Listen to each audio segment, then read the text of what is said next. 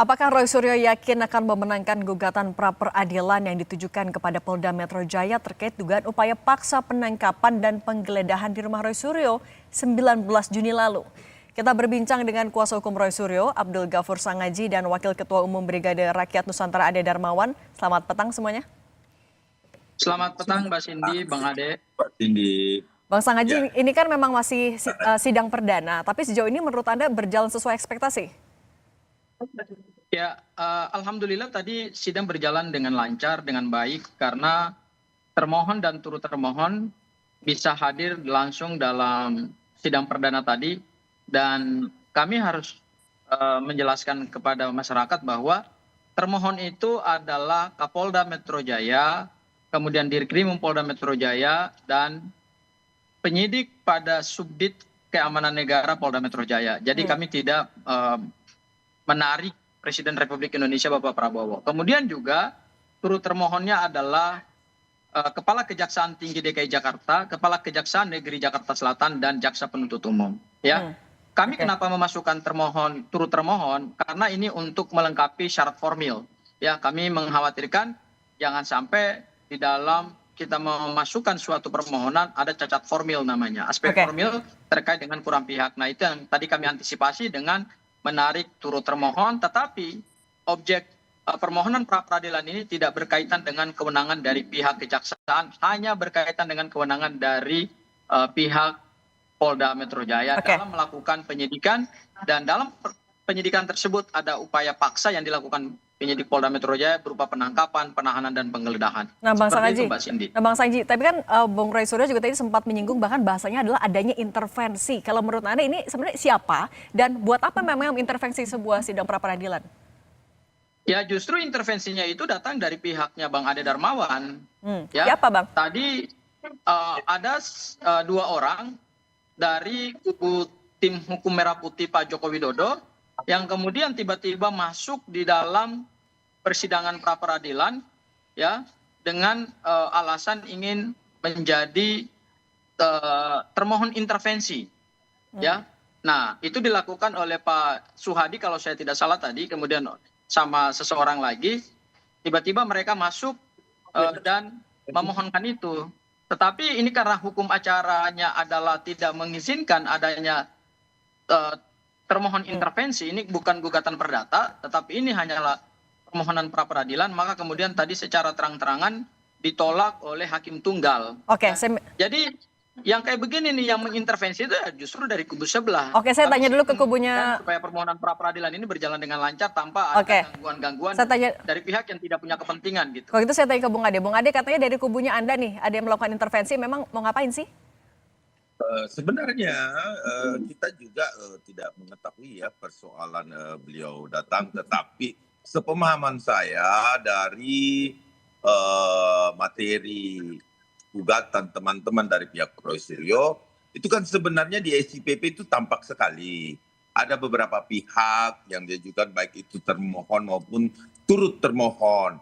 Nah, turut termohon di situ kan LPLP-nya juga dicantumkan.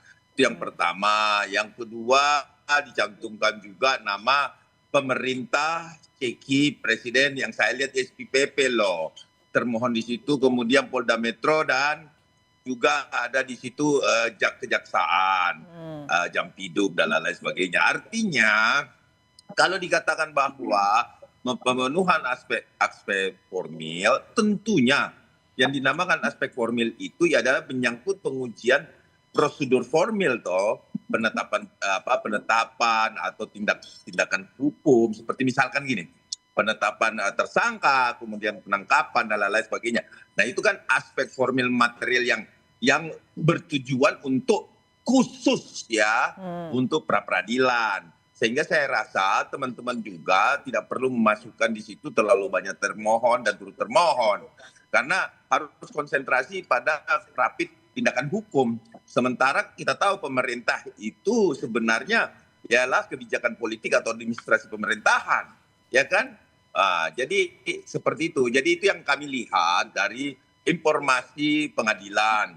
Sehingga mungkin teman-teman seperti Pak Suhadi ya tadi ya, dia berpikir karena adanya nama beliau di situ, kliennya ya, yang bernama Marit Samuel Soeken.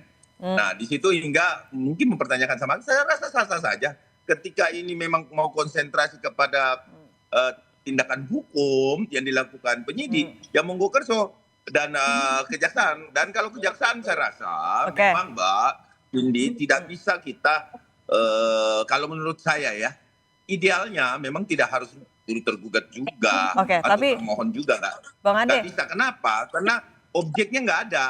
Bang Ade. Masuk objek tindakan hukumnya, tindakan hukum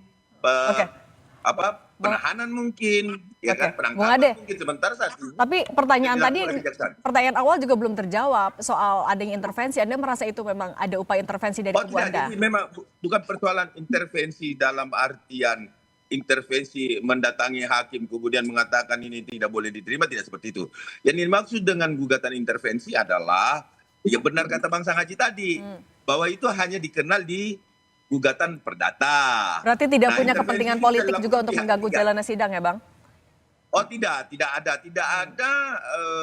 alasan bisa diganggu kalau khusus untuk rapid. Kenapa saya bilang begitu? Karena para pihaknya itu memang jelas.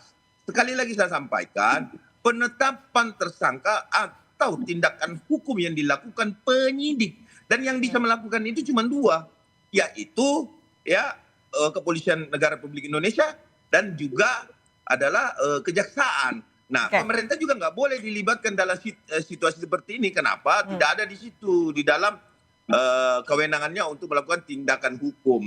Jadi saya rasa itulah yang saya bilang, saya sampaikan, bisa saja ini error in persona. Kenapa? Pihaknya terlalu banyak. Nah, kalau kurang pihak juga, bisa juga nggak dipenuhi gitu. Benar kata Bang Sangaji. Saya tanya langsung aja ke Bang Sangaji ya Bang Ade. Tidak ada pihak ya. Saya tanya ke Bang Sangaji. Bang Sangaji, jadi sebenarnya termohonnya siapa aja sih? Memang ada presiden dan pemerintah? Ya, tadi kan sudah saya jelaskan bahwa termohon secara sah dan secara hukum ya, yaitu apa yang tadi kami bacakan di sidang Pengadilan Negeri Jakarta Selatan, yaitu Kapolda Metro Jaya, Dirkrimum Polda Metro Jaya, dan penyidik pada Subdit Keamanan Negara Polda Metro Jaya. Itulah yang disebut dengan termohon. Jadi tidak ada pihak-pihak lain yang kemudian menjadi termohon dalam perkara ini. Kemudian ada juga turut termohon. Turut termohonnya tadi yang saya jelaskan.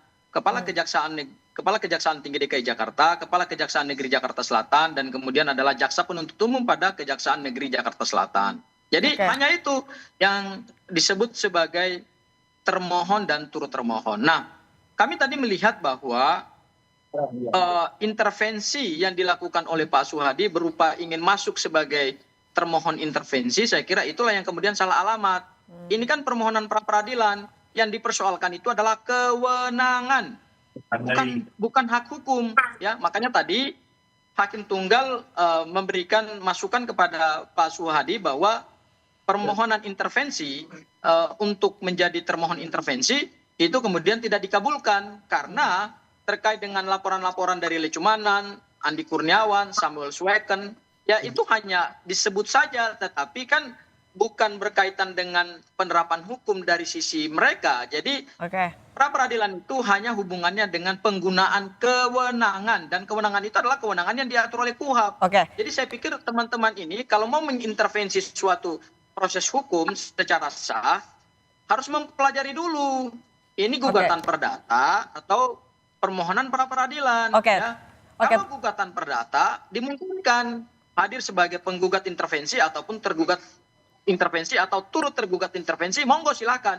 Tetapi karena ini pra peradilan, yang diuji itu adalah kewenangan sesuai dengan hukum acara pidana. Jadi saya kira lagi-lagi akhirnya persoalan ini akhirnya kami melihat bahwa selama ini ya model-model dari tim pendukung Pak Jokowi ya begini nih, suka mengglorifikasikan sesuatu yang sebenarnya sesuatu itu mereka tidak punya legal standing gitu. Nah, saya kalau gitu minta tanggapan soal pernyataan terakhir tadi.